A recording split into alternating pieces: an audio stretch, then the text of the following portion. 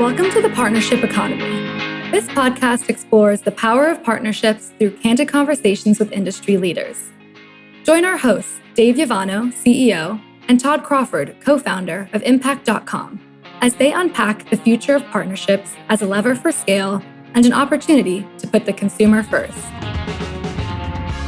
Welcome back to the Partnership Economy podcast. I'm your host, Todd Crawford, and today we'll be exploring B2B partnerships with Adam Glazer, president of Partner Commerce, a leading partner marketing agency that specializes in expanding the digital footprint of B2B SaaS and service brands.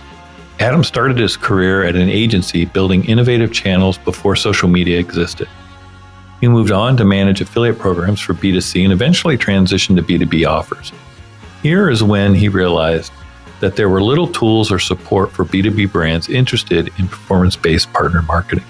And so, Partner Commerce was born. As the founder and president of Partner Commerce, Adam has led high-performing programs for global brands such as Microsoft, TikTok, Dropbox, and Google. In this episode, Adam and I dive into B2B partnerships and how they differ from traditional affiliate partners, what type of partners exist in B2B and how to incentivize them. We also explore what B2B brands need to consider when using this channel, the importance of education and feedback among different teams, and how to get buy-in from your C-suite. I hope you enjoy. Hey, Adam, welcome to the podcast. It's great to have you on. Thanks for having me here. I'm excited. Yeah. So I guess as I always want to do at the beginning of each episode is get a little bit background on you, how you got started in the industry, what else you've done with your career, and then a little bit about your company. Well, I'm the president of Partner Commerce. I started out my career at an agency called WPP, so big Madison Avenue, global ad conglomerate, and in the late 90s, early 2000s, building a group for them at the time called the Alternative Channels Group. So we're innovating on channels like affiliate marketing, and there was no social media back then. It was guerrilla, online seeding of news groups and things like that. And then had the opportunity to kind of spin out my own company out of that called Conversion, which we were managing Hilton Hotels affiliate program and Mikasa and some pretty large B2C brands.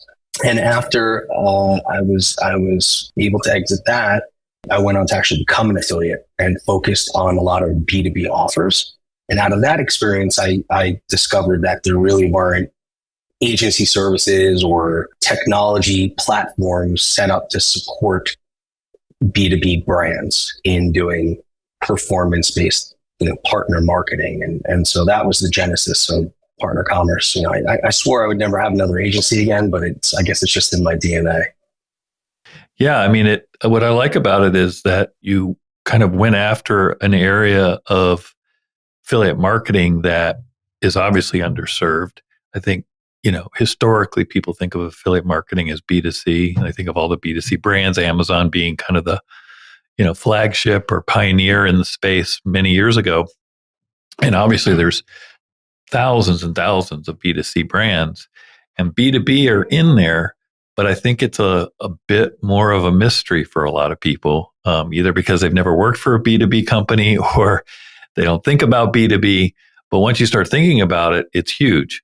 I think it's really great that you went after that segment of the industry, because even the agencies in the space, for the most part, are B2C type services that they're offering those types of clients. So the one thing, I guess, just to help people understand is, what is, I guess, B2B versus, we know what B2C is, right? It's a typical somebody selling to a consumer, just going out and buying for themselves. But, how would you describe B2B brands? Simply put, it's just where their end customer is another business, so they're selling to another business. And business buyers, behave differently. They shop differently than end consumers. And so the way you market to them, especially through partners, is very different. Businesses, for the most part, aren't using coupon sites and cashback sites necessarily to discover and influence their purchase decisions. Maybe very, very small micro businesses like solopreneurs may lean on some of those types of things. But there are other types of partners that are touching that business consumer on their journey to investigate products and services. And so our approach is helping them uncover who those partners are and how to meaningfully engage, enable, incentivize, and reward those partners to market our clients' offers. It's interesting because, when you think about B2B, like you said, even besides partnerships, just the way you market yourself online is different than B2C. So obviously partnerships would be different too. It's certainly the case that if I'm a B2B buyer, I'm also a consumer. So you could catch my eye under my consumer hat when I'm shopping. But for the most part, you're trying to cover the bases where, as a business buyer, I might look or be surfing to get exposure to the service or product. Yeah, and oftentimes it's there's maybe a committee of people involved in a business decision, in a purchase decision, and there are just along that journey you're probably engaging with other consultants and service providers, influencers who are touching that business and various people on that buying committee on that journey. And so there's a lot of opportunities to use partnerships to help, steer those decisions. But these are longer sales cycles and oftentimes involve multiple people and oftentimes involve offline events that need to be tracked. And so that creates some challenges, inherent challenges in how you do performance-based marketing and how you determine who should deserve the credit for originating that sale and just the whole trackability of it. So, right. It's not the typical add to cart, checkout, done. It could even be an RFP or request for proposal where they maybe are evaluating more than one provider of this service or product, right? The vendor, and then having to go through with all the stakeholders and procurement and everything just to make a buying decision. Or maybe at the end they do just add to cart and check out, but it's just not the velocity is much more considered and methodical. Right. And maybe you're, using partners at different points of that journey. So maybe there are partners who are just sort of, generating awareness and generating new demand by distributing content and generating leads, right? That then those brands can nurture and develop into, right? Because I think, for B2C affiliate, you're looking to reward a partner for driving someone right at the point of purchase. But for a business buyer, it's very hard to reach. There are partners who can reach them right at the point of purchase, but we can generate a lot more reach and build awareness and drive a lot of demand into your funnel by having partners disseminate content and rewarding them on generating qualified leads. And you can even use partnerships post-purchase to expand, renew customers. So I guess one question I have, these partners are not resellers, right? So maybe just unpack that a little. Like, do you ever help with that? Or is that really not what you're trying to do? You're really trying to create more of the affiliate program for businesses. Yeah. Yeah. So we have multiple capabilities, but our core competence is in the affiliate marketing area of that spectrum of partnerships.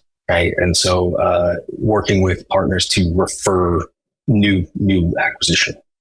What type of brands do you see either, by business model or vertical are best suited to leverage affiliate type partnership programs? I think it lends itself really well to businesses that have a SMB audience and really micro SMB. So 1 to 10 employees, right? That, and where you have a very large TAM, right? So if you can, be the type of product that all businesses need, like a CRM or office type software, and where you have, you're able to sell globally, right? That opens up the opportunity to scale. If it's a very niche product that has a very unique buyer in one region, that obviously makes it a lot harder. So we're looking for, and the brands we work with are global, primarily SaaS brands. That tends to lend itself also really well. Not that we don't work with other types of B2B businesses like services or hardware or products, but SaaS just it tends to lend itself really well. So if it's a SaaS brand with a micro SMB audience with a very large TAM, those are good indicators of success. I'll add one more actually. I think that what we found, because we work with a lot of those brands, and I'll call this one thing I've noticed is brands that are what I'll call platform products tend to do better than brands that are what I call add-on products. So what is a platform product? Platform product would be something like a CRM that a company is going to make. It's an important decision for them, and they're going to build processes and work streams around that platform. Impact would be a platform product, right? And so then there are other, products that are sort of add-ons to that. Like if there's some sort of, to put it into context of the affiliate world, maybe like some sort of, trademark bid monitoring software, third-party software. That's more of an add-on. It's not something that they're building their core business around, right? And so I think we have a platform product that's SaaS, large TAM, SMB audience. But we can do this also for brands that are, going after mid-market or enterprise customers and, that are selling industrial machinery. Right. Yeah. Always in my mind, when I think of B2B, which is also a B2C product, are like antivirus, right? Like obviously as a consumer, you might buy antivirus for your computer or your family's computer. But as a company, you want to protect your investment in that hardware and your assets behind it. And so as a company decision, a business decision, which antivirus software are we going to put on our computer, or are we going to invest in, Google Suite or Microsoft Office? And so all those business decisions that, are we going to, need to fax? Do we need e-fax? There's all these kinds of products out there that help a business run at the worker level, much less systems and building out your own company. That's always kind of my Uber example when I think of B2B, because you can run a B2C program for antivirus, and you can also run a B2B program. Sometimes, like at a company like Microsoft, which we ran on Impact, you have Office for personal use and you have Office for business use, and so right. There's some complexity there in trying to make sure that the way partners are marketing the offers, that they're not creating confusion for customers, and that, you don't want to drive a business customer to buy a consumer SKU and then there's some sort of customer dissatisfaction with the purchase. And so it's how do you then enable your partners to market the offers and control the way they're messaging it and making sure that customers are getting, good experience.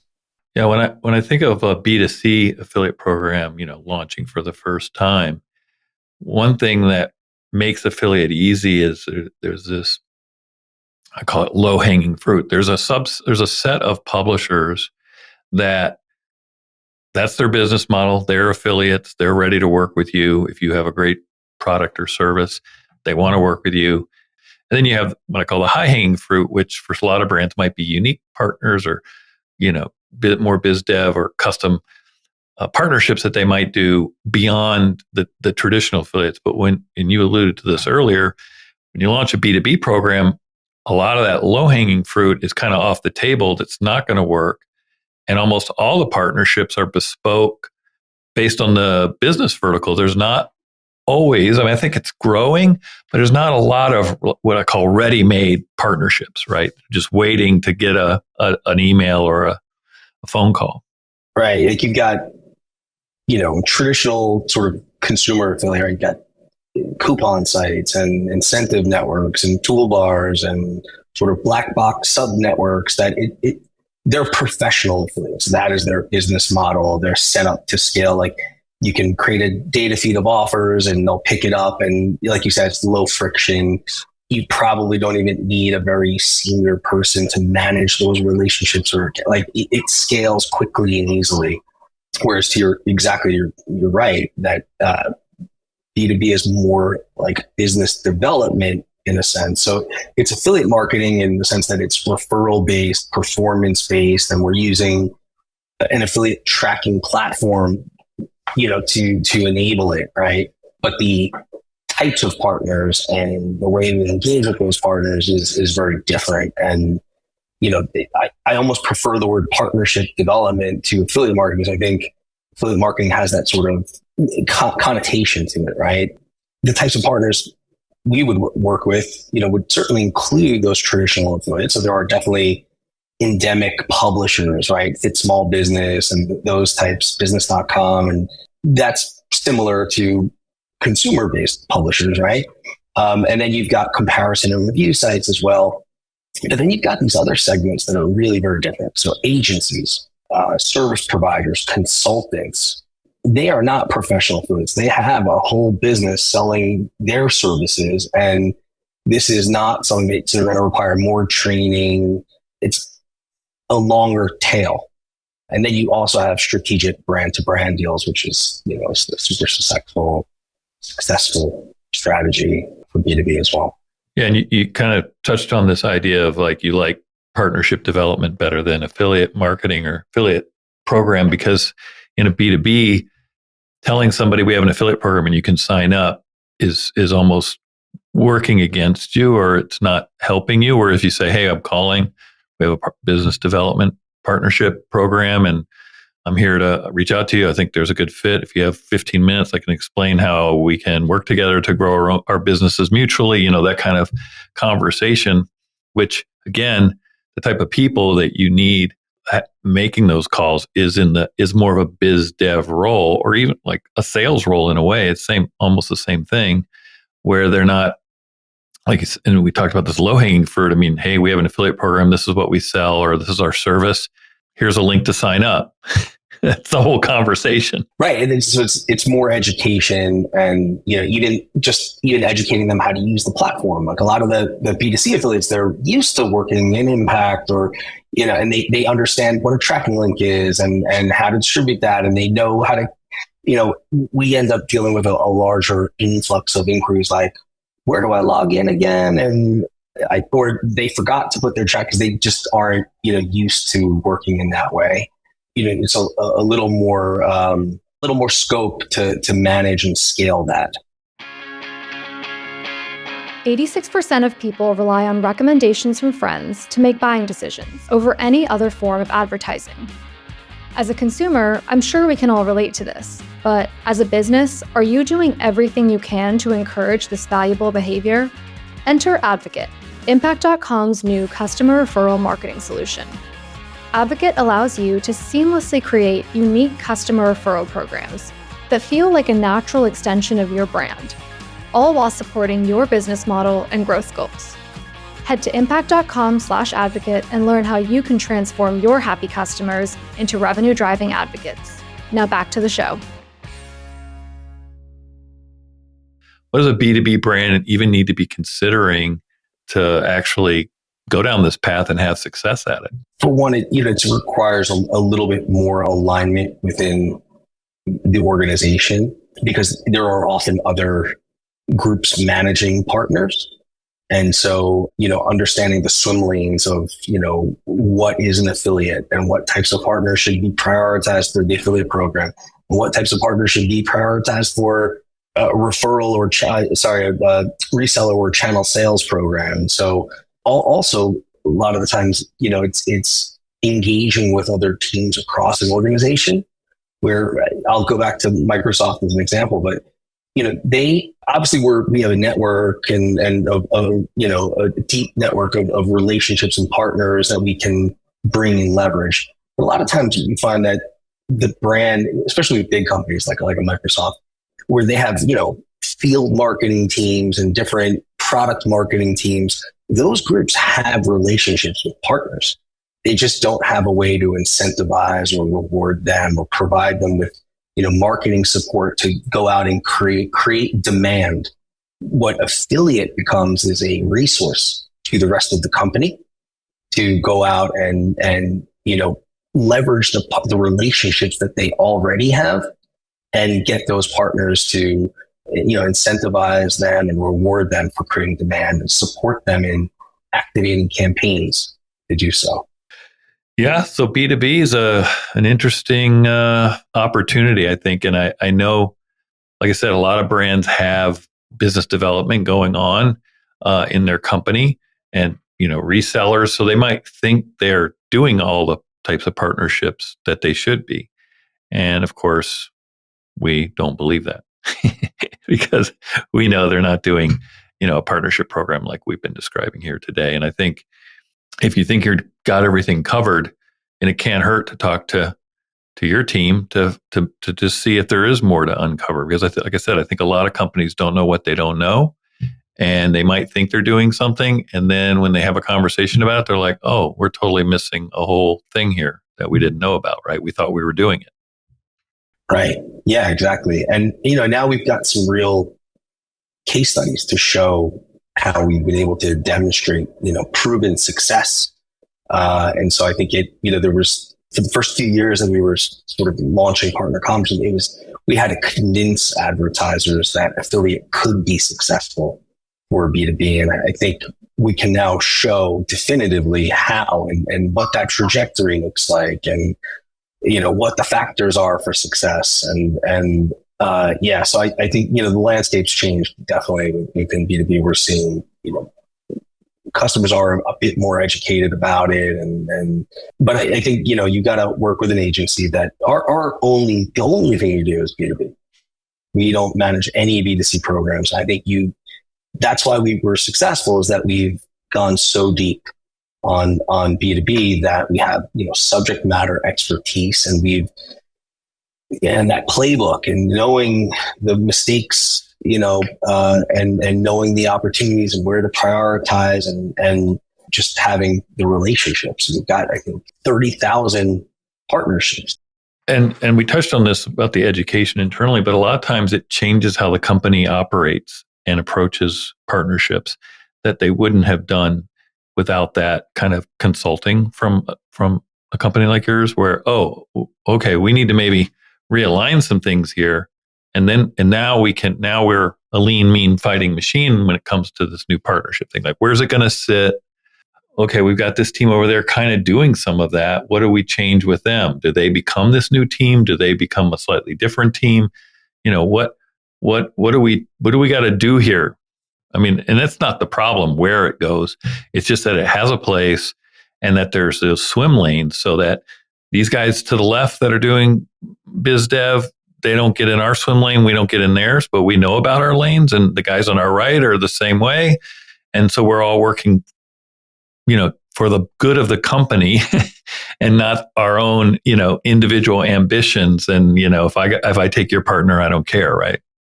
Right. Yeah, exactly. And then, it's the same sort of, fight as with any affiliate program over like attribution and determining like when should the affiliate be credited versus, sales channel or, marketing or, something else. And so, that's even, I think, more relevant when you have a longer sales cycle and committee of buyers, and there's even more complexity there. Yeah, and I think it all has to cook out to the CAC that they're targeting and all the other metrics that they measure. So you introduce another channel. Does it add costs and not revenue? Right? Probably not, but I'm just saying, those are the kind of considerations, and how much will it increase our CAC versus and our LTV, as you mentioned earlier. I mean, if I'm bringing in partners that bring in new customers that are in line with our LTV or exceeding our LTV or exceeding our AOVs, right? Like, all those things matter to kind of demonstrate the value that this new channel is now introduced. And, and also what we found too is that, with the agencies where we're bringing in customers through a partner that is managing, so not a partner like a publisher that's selling sort of one to many in broadcasting, but a partner that's selling one to one, right, or one to few.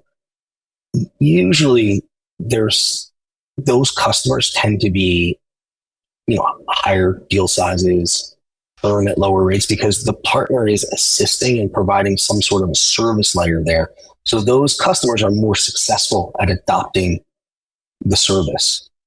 And so we're finding that one, affiliate is becoming a huge generator of acquisition on par with partner channels and, channel sales and on par with paid search and paid social.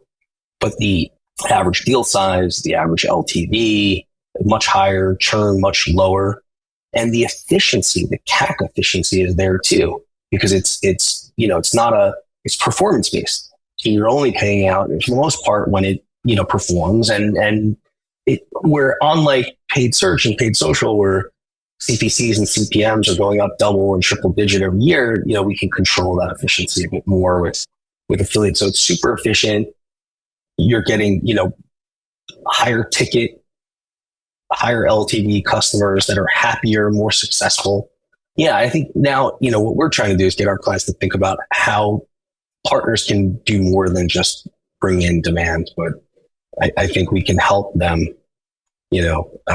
expand, renew customers, right? That's an exciting sort of opportunity. Yeah. I mean, all of these B2B companies, they're it's still a very tough business, right? So not only acquiring customers, but retaining them is huge. Getting those renewals, also expansion, cross-selling, upselling, all of that partnerships can play a role. So I think, again, it's really about, I think even more so than B2C, because this is obviously important to B2C, but it's being coordinated across the organization and informed. And who's responsible for what?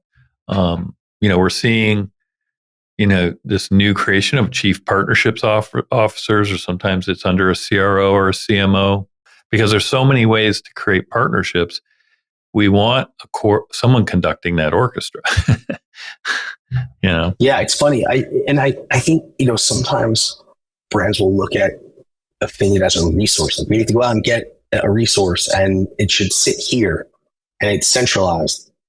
But, maybe, when we're recruiting and engaging influencers who are, generating demand, maybe they should sort of sit with demand gen teams, right? But maybe when we're, engaging with partners who are helping customers, expand and renew, maybe they should be sort of have a dotted line into customer support teams. And so, because their metrics and mandates are more aligned to those groups. And so thinking of affiliate as more of a distributed capability, right? That you could still have that chief partnerships or chief of ecosystem officer that's overseeing and orchestrating, but different parts of your team could be more embedded with other organization, groups within your broader organization and kind of distributing that knowledge. And so not looking at it as a sort of centralized resource, but as a capability.